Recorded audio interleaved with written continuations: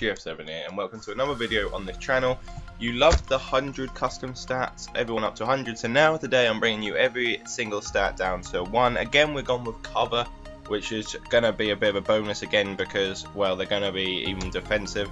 So the last one I did say that it was quite good, it was worth playing with, and I didn't mind playing with it. We are playing co-op again. This one, I'm going to get into it, it's not as fun to play with, I wouldn't recommend it just to start off with. But it's just nice to see how well it does actually play.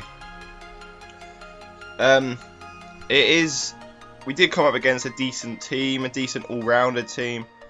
Mostly bought Dortmund and Bayern, and then Gnabry and Bellarabi in the attack. But it's just nice to see how well the team can actually play as a whole, rather than, you know, seeing what custom tactics do work, and if they do actually make an effect. It does seem that they do make an effect, especially from these highlights.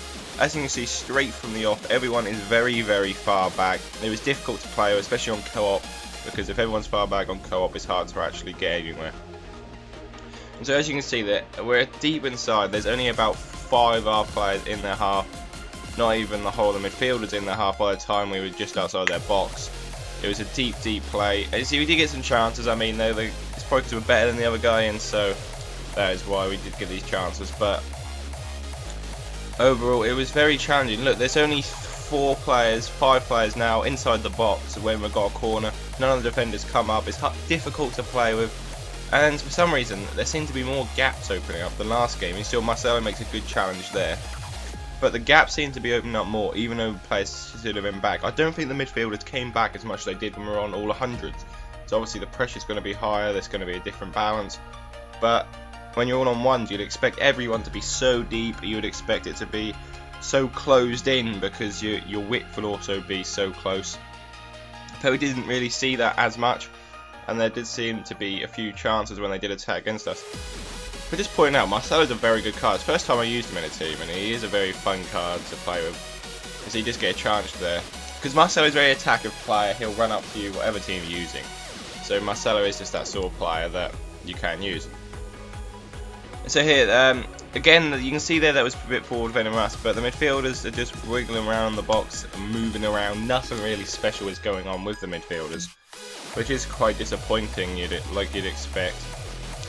And then we do get the header out, and Dybala does bring the ball out, but again, there's very few players running up with him. You've got 2 other men, and we do in fact lose the ball as a result of that. And so he gets the ball, he plays it, and then there's gaps. I don't know how he kept hold of the ball. I don't know where the left back Marcelo was at that point. You see on the replays, you might be able to get a bit more information of what happened there. But yeah, it was so open. I don't know how it can be so open and that happened, but it did. And so that was quite disappointing. And then he does get in again. That's a good sliding challenge, but again the gaps just opened up. I'm not sure if it's we're playing 2-player, but I didn't really see it as much on the first game as we did in this one. There's a lot more open chances for the opposition and a lot easier chances to take. And then you go in the 52nd minute, and then I do chop him down, because again there's just nothing. There's no one in the way to stop him, so there's not much of option. And T gets a red card, fair as well. A red card from T. It does take a penalty, then it's a very good save. Like I said last video, I would go and spend money on him, that goalkeeper. He's a Asensio in form, 50,000 coins, but 50,000 coins seems to be a bargain for him, because he's a very, very all-rounded goalkeeper. Then he does get in, and then again the keeper's out. But as you can see, the width is wide. Does the width really work that custom tactic? I don't think it works, because you can see it's really, really wide all the time, and then that tag comes to nothing. But it's really, really wide, and it's really hard to play with like that. And see, people are pressing up, but the midfielders are never where they need to be. I don't know why that is, because they should be more defensive this way, and the width should be a lot close in. Everyone should be close in terms of defend them, but you just don't see it. I mean, I don't see enough attack, and players do struggle to attack obviously as well. Then we do score. It's a lucky goal. Was headed from Immobile, hit the back of Paulo Dybala, and that does make it 1-1 in the game. But again, there's just very limited options, and so crossing was pretty much the only tactic that we could have went for.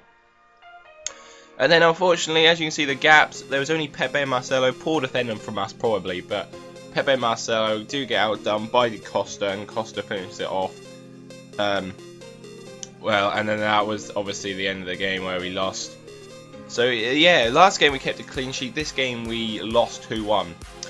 So that was just a rundown of all the stats on the custom tactics. If you did enjoy, please leave a like rating, please subscribe, and I'll see you later.